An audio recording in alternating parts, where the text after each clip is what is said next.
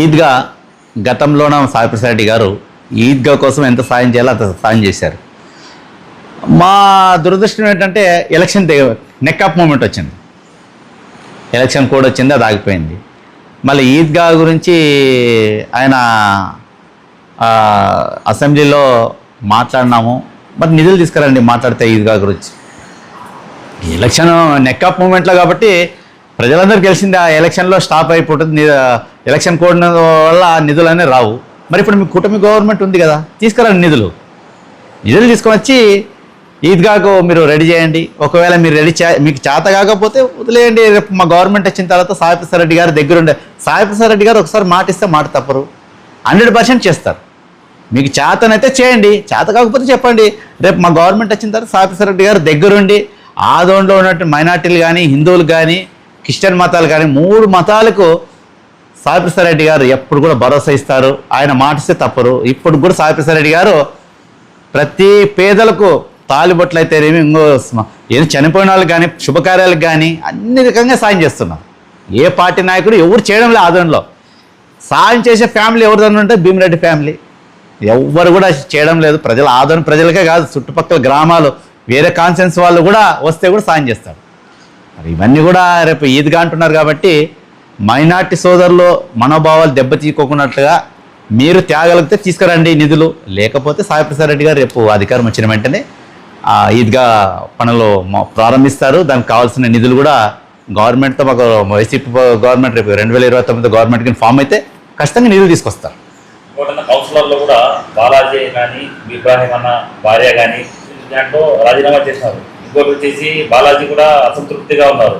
మళ్ళీ వచ్చేసి మన కౌన్సిలర్ ఇబ్రాహీం వాళ్ళ భార్య కూడా చాలా మన కౌన్సిలింగ్ హాల్లో కూడా చూస్తున్నారు, పనులుగా మాకు ఎవరు పట్టించుకోవడం లేదని చెప్పడం జరుగుతుంది.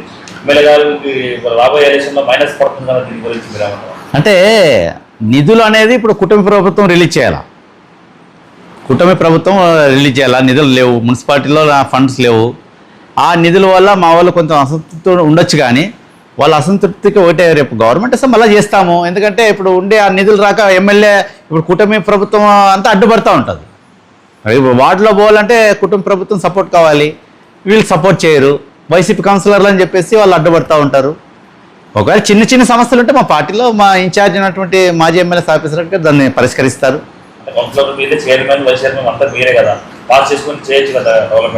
అంటే నిధులు ఉండాలి కదా, మున్సిపాలిటీలో నిధులు ఉండాలి. ఇప్పుడు మున్సిపాలిటీలో నిధులు లేనప్పుడు ఇప్పుడు కొంచెం అమౌంట్ కొంచెం ఉంటుంది, అన్ని వార్డులకు సమానంగా పంచలేరు కదా, సరిపోదు. ఇప్పుడు ఒక వార్డులో 20 లక్షలు 30 లక్షలు ఉంటుంది, నిధులు 1 కోటి రూపాయలు ఉంటే కొన్ని వార్డులకే పోతుంది అనమాట. ఇంకా కొన్ని వార్డులకి అభివృద్ధి చేసేదానికి టైం పట్టుకుంటుంది. వేరే పార్టీలో చేరే అవకాశాలు ఏమైనా ఉన్నాయా, లేదా తిరిగి మీ పార్టీలోనే ఎవరు బాలాజీ అయినా కానీ, రఘునాథ్ రెడ్డి అయినా కానీ, ఈయన ఇబ్రాహీం వాళ్ళ భార్య వాళ్ళు కానీ అసంతృప్తిగా ఉన్నారు కదా, పార్టీలో త్వరలో చేంజ్ మార్పులు అనేది అయ్యే ఛాన్స్ ఉన్నాయని ప్రజలకు టాక్ ఉంది. దీని గురించి మీరు పార్టీ అనేది సముద్రము, ఇది ప్రజాస్వామ్యము. ఎవరో వాళ్ళు మా వైసీపీలో ఉండాలనుకుంటే వాళ్ళ ఇష్టము, ఒకవేళ పోవాలనుకుంటే వాళ్ళ ఇష్టం, మనం ఏం చెప్పలేము. ఎందుకంటే ప్రజాస్వామ్యంలో ఎవరి అభిప్రాయాలు ఎలా ఉంటే తెలియదు. ఇప్పటివరకు అయితే అలాంటిది లేదు. ఒకవేళ వాళ్ళ మనసులో అట్లా కోరికలు ఉంటే మనం ఏం చేయలేము. అది ఎందుకంటే అది ఇన్ఛార్జ్ అయినటువంటి సాయిప్రసాద్ రెడ్డి గారు చూసుకుంటారు, మన పరిధి కాదు అది. ఒకవేళ ఏదైనా చిన్న చిన్న అసంతృప్తులు ఉన్నా కూడా ఇన్ఛార్జ్ అయినట్టు సాయిప్రసాద్ రెడ్డి గారు పిలిపించి వాళ్ళతో మాట్లాడి వాళ్ళకు ఏ విధంగా చెప్పాలో అన్నీ చెప్పేసి మళ్ళీ పార్టీలో యాక్టివ్ చేసుకుంటారు. ముందుగా ఇక్కడ వచ్చినటువంటి పత్రికా సోదరులకు, మీడియా మిత్రులకు అందరికీ పేరు పేరున నమస్కారాలు. మన ఆదోని శాసనసభ్యులైనటువంటి పార్థసారథి గారు నిన్న ఒక ప్రెస్ మీట్లో వైసీపీ పార్టీ గురించి, మా మాజీ ఎమ్మెల్యే సాయిప్రసాద్ రెడ్డి గారి గురించి మాట్లాడడం జరిగింది. అంటే బీజేపీ ఈ కూటమి ప్రభుత్వం అధికారంలోకి వచ్చిన తర్వాత రాష్ట్రంలో కానీ, ఆదోని నియోజకవర్గంలో కానీ మరి మీరు ఏమి హామీలు ఇచ్చారు, ఎంతవరకు నెరవేర్చారు, ఆదోనికి ఎన్ని నిధులు తెచ్చారు, మీరు ఎక్కడ పోయినా కూడా మీరు ఏం చెప్తా ఉన్నారంటే ప్రజల్లో వైసీపీ ప్రభుత్వంలో ఎన్ని అరాచకాలు జరగాలో అన్ని అరాచకాలు జరిగాయన్నారు. భూ కబ్జాలు అంటున్నారు, అభివృద్ధి జరగలేదు అంటున్నారు. మరి సాయిప్రసాద్ రెడ్డి గారిని నోటితో చెప్పలేని భాష మాట్లాడుతున్నారు. సరే, మంచిదే. ఎందుకంటే ఆదోని ప్రజలందరూ కూడా మూడో వ్యక్తి వస్తే బాగుంటుందని ఒక ఆలోచనతో మీకు ఓట్లు వేసిండొచ్చు. ఎందుకు వేసిండొచ్చు అంటే సాయి ప్రసాద్ రెడ్డి గారు చేసిన అభివృద్ధి కన్నా కొత్త వ్యక్తి ఇంకా ఏమైనా కొత్తగా నిధులు తెస్తాడేమో, ఆదోని అభివృద్ధి చెందుతుందేమో అనే ఒక ఆశతో ప్రజలందరూ కూడా ఆదోని ప్రజలు మీ మీద నమ్మకంతో ఓట్లు వేసిండొచ్చు. ప్రజాస్వామ్యంలో ఓటమి గెలుపు అనేది సహజం. మీరేం చెప్తా ఉన్నారు? సాయి ప్రసాద్ రెడ్డి దుర్మార్గుడు, సాయి ప్రసాద్ రెడ్డి దుర్మార్గుడే అంటే ఆదోనికి మెడికల్ కాలేజ్ తెచ్చినందుకు సాయి ప్రసాద్ రెడ్డి గారు దుర్మార్గురా, లేకపోతే ఆదోనికి బైపాస్ రోడ్ తెచ్చినందుకు దుర్మార్గులా, లేకుంటే 100 పడకల హాస్పిటల్ తెచ్చినందుకు దుర్మార్గులా, లేకపోతే టిట్కో సంబంధించిన వాళ్ళకందరికి కూడా పట్టాలు ఇవ్వడం దుర్మార్గులా? అంటే గత ప్రభుత్వంలో డబ్బులు కట్టించుకొని ముక్కు పిండి వసూలు చేసినారు. అవన్నీ కూడా కేవలం రూపాయి లేకున్నట్లు కూడా టిట్కో ఇండ్లు అందరికి పట్టాలు ఇవ్వడము అది దుర్మార్గపు చర్య. లేదంటే జగనన్న కాలనీలో దాదాపు టౌన్లో ఒక 10,000 పట్టాలు ఇవ్వడం దుర్మార్గపు చర్య. 2,100 కట్టిన వాళ్ళందరికీ కూడా పట్టాలు ఇవ్వడం దుర్మార్గం చర్య. ఈరోజు 100 పడకల హాస్పిటల్ అయితేనేమి, మాతా శిశు హాస్పిటల్ అయితేనేమి, తర్వాత కాలేజీలు, ఉర్దూ కాలేజీలు అయితేనేమి, ఐటీఐ కాలేజీలు అయితేనేమి, రెసిడెన్షియల్ స్కూల్ అయితేనేమి, ఇట్లా అనేక రకాలుగా ఆధునిక అభివృద్ధి కార్యక్రమాలు తీసుకురావడము దుర్మార్గపు చర్యన. మీకు నిధులు తీసుకురావడం చేతగాక ఆదోనిలో మీరు అబద్ధాలు ప్రచారాలు చేస్తూ ఈరోజు ఆదోని ప్రజలందరూ కూడా గమనిస్తూ ఉన్నారు. పార్థసారథి గారికి ఏం చెప్తున్నామంటే, ఆదోని సెకండ్ ముంబైగా ఉండేది. మీరు ఏం చేసినారంటే బీహార్ని చేసినారు, ఆదోని బీహార్గా మార్చినారు. ఎందుకు మార్చినారంటే ఆదోన్లో ఎవరన్నా ప్లాట్లు వేయాలన్నా, వెంచర్ వేయాలన్నా, వ్యాపారస్తులు అయితేనేమి, ఇంగోరైతేనేమి, షరాబ్ బజార్ అయినా, ఇంగో బజార్, ఏ వ్యాపారస్తులైనా కూడా వ్యాపారం చేసుకోకున్నట్ల ఈ ఆదోని విడిచిపెట్టే పోయేటట్ల ఘన చరిత్ర చేసిన, అటువంటి కార్యక్రమం చేసిన ఘన చరిత్ర పార్థసారథి గారిది. ఎందుకు ఈ మాట చెప్తున్నామంటే, రియల్ ఎస్టేట్ చేసేవాళ్ళు డాక్యుమెంట్స్ వెరిఫికేషన్ చేయరు. ఎవరో ఒక మాటలు వింటారు, అదే మీ అనుచరుల మాటలు వింటారు, అక్కడ పోయి వెరిఫికేషన్ చేయకున్నట్ల ఆ ప్లాట్లు కబ్జా అంటారు. కానీ నిన్న ఒక పెద్ద ఆయన మా దగ్గరికి వచ్చినాడు. ఒక పొలం అమ్మాలని మా కూతురు పెండి ఉందంటే కొనేవాళ్ళంతా వాళ్ళు ఏమన్నారంటే ఇదేదో కబ్జా ఉందేమో వద్దులేబ్బా అని చెప్పేసినారు. అంటే మీరు చేసే అబద్ధాల ప్రచారాలు పేదల మీద పడుతూ, వ్యాపారస్తుల మీద పడుతూ, వాళ్ళ భూములు అమ్ముకోకున్నట్లుగా ఆదోని విడిచిపెట్టిపోయే పరిస్థితి తీసుకొచ్చిన ఘనత పార్థసారథి గారు. మరి అసెంబ్లీలో మాట్లాడినామన్నారు, సరే అసెంబ్లీ దేవాలయంలో వేడుకున్నాం, ఓకే. మళ్ళీ వరాలేవి? ఆదోని అభివృద్ధి కార్యక్రమాల్లో మీరు ఏం చేస్తారు? ఏం తెచ్చినారు? ఎంతవరకు అభివృద్ధి చేసినారు? ఆదోనిలో మీరు మీ కూటమి ప్రభుత్వంలో వచ్చినప్పటి నుంచి ఏదైతే ఒక కార్యక్రమాలు మీరు శ్వేతపత్రం విడుదల చేయాలా? ఎందుకంటే లొకేషన్ చూపించాలి, మీరు ఏం చేసినారు, ఆదోనిలో ఎన్ని డెవలప్మెంట్ చేసినారు, ఆదోని ప్రజలందరూ కూడా తెలియాలి కదా. కేవలం వైసీపీ పార్టీ ప్రశ్నిస్తుందనే ఒక ఉద్దేశంతోన ఎవరో ఎక్కడో చిన్న పొరపాట్లు చేసింటే ఆ పొరపాట్లు భూతద్దం వేసి అది వైసీపీ పార్టీకి అంటగట్టి సాయి ప్రసాద్ రెడ్డి గారిని టార్గెట్ చేస్తూ మీరు మాట్లాడటం జరుగుతూ ఉంది. మరి సాయి ప్రసాద్ రెడ్డి గారు చేసిన అభివృద్ధిలో మీరు 1% అన్న చేశారా? దాదాపు 2 సంవత్సరాలు అయింది ఆదోని మీరు ఎమ్మెల్యేగా ఉండి. మరి ఎక్కడ తెచ్చినారు? నిధులు ఎక్కడున్నాయి? అభివృద్ధి కార్యక్రమాలు ఎక్కడున్నాయి?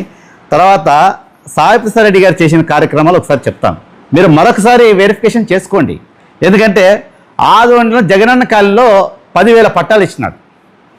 ఆదోనిలో జగనన్న కాలనీలో 10,000 పట్టాలు ఇచ్చినాడు. మళ్ళీ గ్రామాల్లో కూడా ఇచ్చినారు.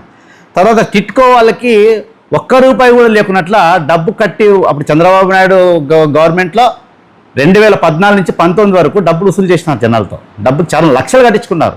వాళ్ళందరూ కూడా జగనన్న కాలనీ టిట్కో దాంట్లోన సాయి ప్రసాద్ రెడ్డి గారు ₹1 లేకున్నట్లు మాఫీ చేయించి వాళ్ళకు తాళాలు ఇవ్వడం జరిగింది. మరి ఈరోజు టిట్కో పరిస్థితి ఎలా ఉంది? అసాంఘిక శక్తులు విర్రవీగుతున్నాయి. అక్కడ ఉండే వాళ్ళకి రక్షణ లేదు. కనీసం ఒక గార్డుని పెట్టారా? ఒక సెక్యూరిటీని పెట్టారా? అక్కడ వసతులు కల్పించారా? అవన్నీ ఏమీ లేదు. తర్వాత ఈరోజు మన భీమిరెడ్డి కాలనీ తీసుకోండి, అమరావతి నగర్ తీసుకోండి, భాస్కర్ రెడ్డి నగర్ తీసుకోండి, ఇవన్నీ కూడా సాయి ప్రసాద్ రెడ్డి గారు తెచ్చింది. మైనార్టీ కాలనీ తీసుకోండి, ఇవన్నీ సాయి ప్రసాద్ రెడ్డి గారు తెచ్చింది. మరి ఏ లీడర్ తెచ్చినారు? మరి ఇప్పుడు బైపాస్ రోడ్డు మీకు ఇక్కడ ఆదోని ప్రజలందరికీ బైపాస్ రోడ్డు చెప్తేనే ఎవరి పేరు చెప్తారు? సాయిప్రసాద్ రెడ్డి గారి పేరు చెప్తారు. మరి సాయిప్రసాద్ రెడ్డి గారి పేరు చెప్తారా లేకుంటే మీ పేరు చెప్తారా?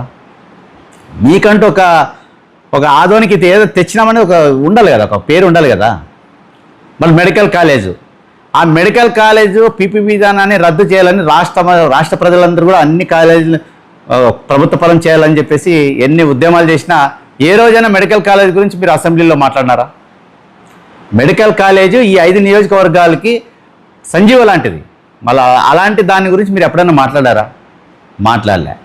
పోనీ ఆల్టర్నేట్ ఆదోనికి ఏం తెస్తే బాగుంటుంది? ఇండస్ట్రీలో మొత్తం ఆదోని వ్యాపారస్తులు అంతా దెబ్బ కొట్టారు మీరు. కేవలం మీరే, వేరే వాళ్ళు ఎవరు లేవు. కేవలం ఎమ్మెల్యే పార్థసారథి గారే వ్యాపారస్తులంతా ఊరిడిపించినారు.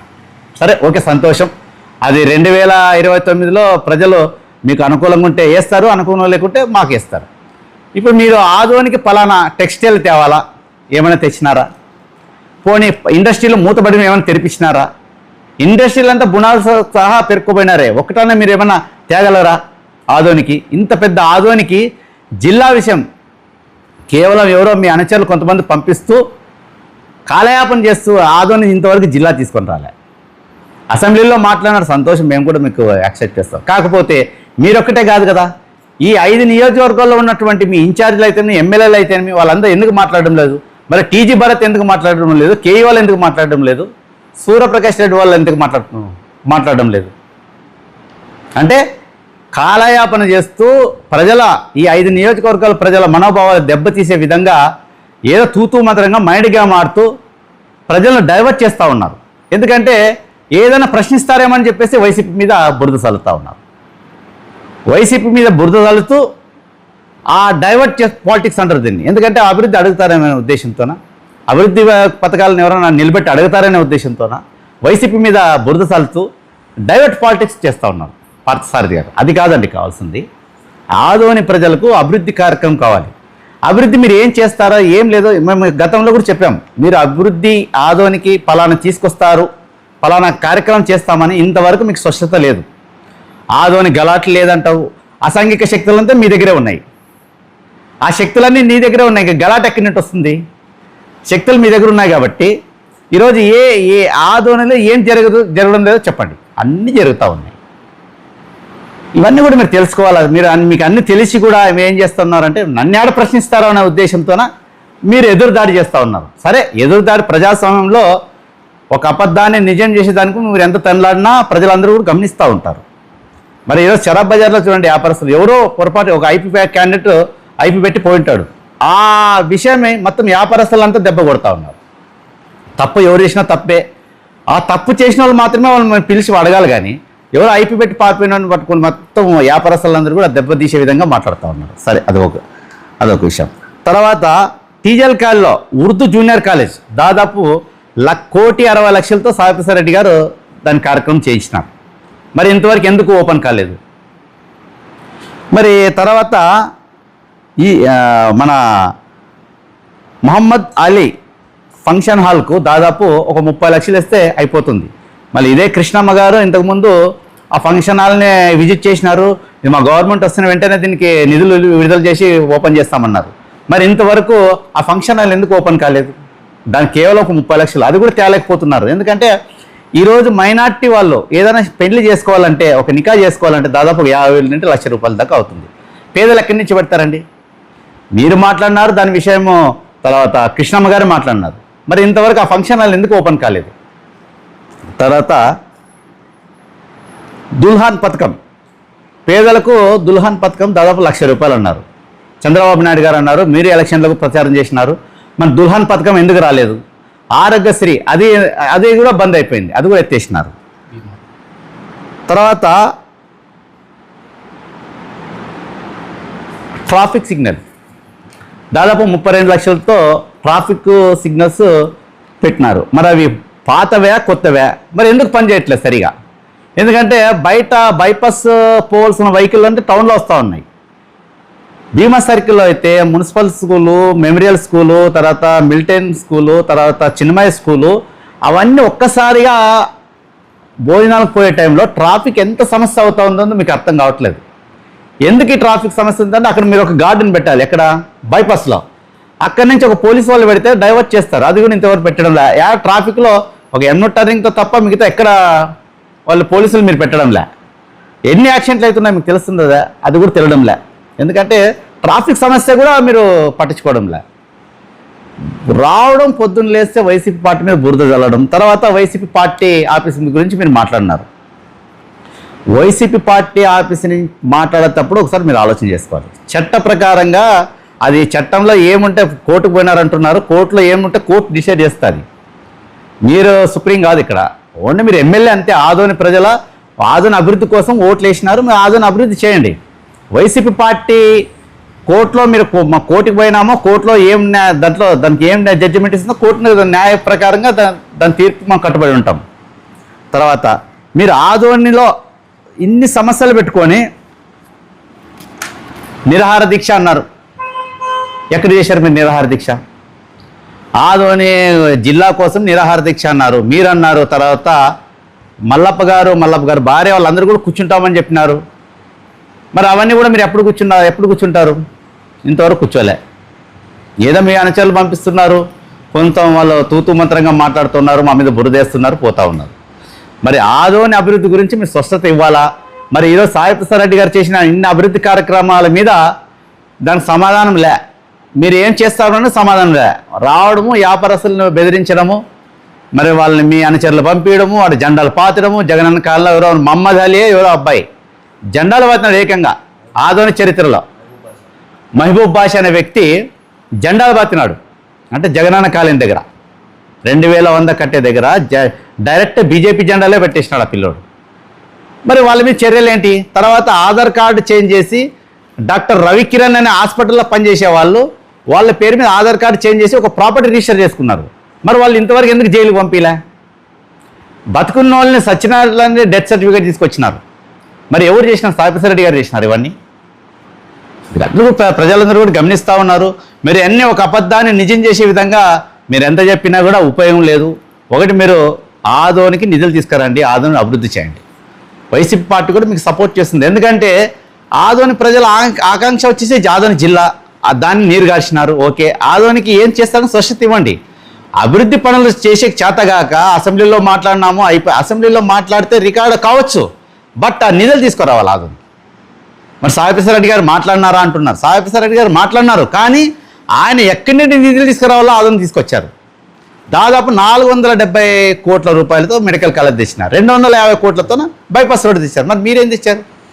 మరి గతంలో మీరు లడ్డా గారిని భీమా సర్కిల్లో, లడ్డానా ఎవరు కేంద్ర మంత్రిని పిలిపించి భీమా సర్కిల్లో 500 కోట్ల నుంచి 1000 కోట్ల దాకా ఆదోనికి నిధులు తెస్తామన్నారు. మరి ఆ నిధులు ఎక్కడ? ఇవన్నీ డైవర్ట్ పాలిటిక్స్. ఎక్కడ పోతారు? ఫారిన్లో కూర్చుంటారు, విజయవాడలో కూర్చుంటారు, ఇంకో దగ్గర కూర్చుంటారు. మీకు ఈ మధ్యలో కాల్ ఫ్రాక్చర్ అయిందన్నారు, దాన్ని కూడా మేము బాధపడుతున్నాం. ఎందుకంటే మీరు తొందరగా కోలుకొని ఆదోని నిధులు తీసుకొని రావాలి. ఆదోనికి నిధులు తీసుకొని వచ్చి మీరు యాక్టివ్ అయ్యి ఆదోనిలో ఇప్పుడు చాలామంది ఏమనుకుంటున్నారంటే, ఒక బీసీ క్యాండిడేట్కి ఎమ్మెల్యే టికెట్ ఇచ్చి గెలిపించినాము, మొత్తం బీసీలు మర్యాద ఇస్తున్నారు అని చెప్పేసి వాళ్ళందరూ ఆదోని ప్రజలందరూ బాధపడుతున్నారు. ఎందుకంటే మళ్ళా ఏదైనా కొత్త ప్రభుత్వాలు ఏదైనా మన టికెట్ ఆదోనికి ఇవ్వాలంటే పార్టీలు భయపడుతున్నాయి బీసీలకి. మీరు కార్యక్రమాలు అలా ఉన్నాయి. కొన్ని వర్గాల దగ్గర పెట్టుకొని అందరూ భయభ్రాంతులు చేస్తూ వ్యాపారస్తుల్ని, అన్ని వర్గాలని కొలాప్స్ చేస్తూ ఉన్నారు. అది ఫస్ట్ మీరు ఆ విధానం మార్చుకొని ఆదోని అభివృద్ధికి మీరు తోడ్పడండి. ఆదోనికి నిధులు ఏం తీసుకురండి, ఆదోనికి ఒక ఇండస్ట్రీలు తీసుకురండి, కొత్త పెద్ద ఇండస్ట్రీలు తీసుకొని వచ్చి ఆదోనికి నిరుద్యోగ సమస్య తీర్చండి. ఇవన్నీ కూడా చేయాలని కూడా పార్థసారథికి మేము చెప్తా ఉన్నాం. ఎందుకంటే వైసీపీ మీద బురద చల్లడం వల్ల మీకు ఏమీ ఉపయోగం లేదు. ఎందుకంటే మాకన్నా మీరు ఎక్కువ అభివృద్ధి చేస్తారనే ఉద్దేశంతో మీకు ఆదోని ఎమ్మెల్యేగా కానీ మిమ్మల్ని రాష్ట్రంలో చంద్రబాబు నాయుడు గారిని ముఖ్యమంత్రిగా చేశారు. మరి జగన్మోహన్ రెడ్డి చేసిన అభివృద్ధి కార్యక్రమాలు ఇంత రాష్ట్ర చరిత్రలో ఎవరు చేయలేకపోయినారు. మీరు కూడా ఆదోనికి ఏం చేయలేకపోతున్నారు. కేవలం వైసీపీ జపం చేసుకుంటూ, సాయి ప్రసాద్ రెడ్డి జపం చేసుకుంటూ ఉన్నారు, కాలయాపన చేస్తున్నారు తప్ప ఏం లేదని మీడియా ముఖ్యంగా తెలియజేస్తున్నాము. పార్థసారథి గారికి ఒకటే, మీకు ఆదోని ప్రజలు ఒక అవకాశం ఇచ్చినారు. ఇక్కడ ఉండే బీసీల మనోభావాలు దెబ్బతీయొద్దండి. ఎందుకంటే బీసీ క్యాండిడేట్ అయినటువంటి మీరు మళ్ళా ఎవరైనా బీసీలు టికెట్ ఇవ్వాలంటే బీసీలంతా ఇంతేనేమో అనేటట్లా పరిపాలన చేత కాదనే విధంగా పరిపాలన చేస్తూ ఉన్నారు. ఇది సరైనది కాదు. మీరు ఆదోనికి ఏం తెస్తారనే ఫస్ట్ స్పష్టత ఇవ్వండి. చర్చ్ ఆదు వైసీపీ పార్టీ కానీ ఇంకో పార్టీ ఏదన్నా తప్పు చేస్తే దానికి ఆధారాలతో సహా చెప్పండి. ఊకే ఎవరో చెప్పిన మాటలు విని దాన్ని ప్రచారం చేస్తూ ఈ నిధులు తేవలేక చేతగాక తప్పుడు ప్రచారాలు మానుకొని ఆదోని అభివృద్ధికి చేయాలని చెప్పేసి మీడియా ముఖంగా పార్థసారథికి చెప్తూ, ఎందుకంటే చాలామంది ఇప్పుడు ఆదోనికి ఎమ్మెల్యేలు అయినారు. ప్రకాష్ జైన్ అయినారు, రామయ్య అయినారు, మీనాక్షి నాయుడు గారు అయినారు, సాయిప్రసాద్ గారు అయినారు. ఇప్పుడు చాలామంది అయినారు. కానీ మీలాగా అబద్ధాలు చెప్పే ఎమ్మెల్యే ఆదోనికి ఎవరు కాలేదు. దయచేసి మీరు కూడా ఒకసారి నిధులు తీసుకురండి. వాళ్ళ వంతు వాళ్ళు చేసినారు, ఆదోనికి అభివృద్ధి ఏం చేయాలో చేసినారు. మీరేం చేస్తారో ప్రజలకు స్పష్టత ఇవ్వాలని చెప్పేసి మీడియా ముఖంగా తెలుపుతూ, నా పేరు బి దేవా, వైఎస్ఆర్సీపీ ఆదోని పార్టీ పట్టణ అధ్యక్షుడు. యువ నాయకుడు జయమనోజ్ రెడ్డి ఎందుకు ఆదోనిలో కనిపించడం లేదు, ఓన్లీ హైదరాబాద్లోనే ఉంటున్నారు. ఆదోనిలో 2024లో మాట ఇచ్చినారు, ప్రజలకు ఏమైనా ఉంటే నేను అడ్డంగానే ఉంటానని చెప్పడం జరిగింది. కానీ ఇప్పుడు ఏమైనా జరగాలని సంఘటన జరిగితే ఎవరు రెస్పాన్సిబిలిటీ యువ నాయకులకి? అలాగే ఇప్పుడు రాబోయే కౌన్సిలర్ రిలేషన్లో కూడా ఏ రకంగా వైసీపీ నాయకులు నమ్మాలా అనే రకంగా ప్రజల్లో టాక్ ఉంది. అంతే గురించి మీరేమంటారు? అంటే ప్రజలను వైసీపీ నాయకులను ఎందుకు నమ్మాలా అంటే, ప్రతి వార్డులోన ఈరోజు మనోజ్ రెడ్డి గారు పెద్ద మసీద్ ఎదురుగా ఝాన్సీ లక్ష్మీ మార్కెట్ దగ్గర యువతల అవతల చాలా క్రిటికల్ సమస్య ఉండేది రోడ్. అప్పుడు మీరందరూ ఆదోని ప్రజలందరూ కూడా తెలుసు. మనోజ్ రెడ్డి గారు దగ్గర ఉండి ఆ 2 ఏరియాల్లోన అప్పుడు ఉన్నటువంటి ఎమ్మెల్యే సాయిప్రసాద్ రెడ్డి గారి సహకారంతోన రోడ్లు వేయించినారు. ఆ రోడ్లే కాదు, చాలా దగ్గర డ్రైన్లు అయితేనేమి, కాలువలు అయితేనేమి, మంచినీటి వసతి అయితేనేమి, వాళ్ళ నాన్నగారు అయినటువంటి సాయిప్రసాద్ రెడ్డి గారి ఆశీర్వాదంతో అన్ని వార్డుల్లో చేపించినాడు. మనోజ్ రెడ్డి కార్యకర్తలు కానీ ఆదోని ప్రజలకు ఎప్పుడు అందుబాటులో ఉంటాడు. ఏదైనా ఫ్యామిలీ సమస్య ఉంటే పోయింటాడు, హాస్పిటల్లో పోయింటారు తప్ప ఎప్పుడు పిలిచినా అందుబాటులో ఉంటాడు ఆదోని ప్రజలందరూ కూడా. రాబోయే మున్సిపల్ ఎలక్షన్లో మనోజ్ రెడ్డి గారు చాలా కీలక పాత్ర పోషిస్తారు. ఖచ్చితంగా ప్రజాస్వామ్యబద్ధంగా ఎలక్షన్ జరిగితే మళ్ళా 42కు 42 మనం కొట్టుకునే అవకాశం ఉంది. మున్సిపల్ చైర్మన్ కూడా మన కైవసం చేసుకునే అవకాశం ఉంది.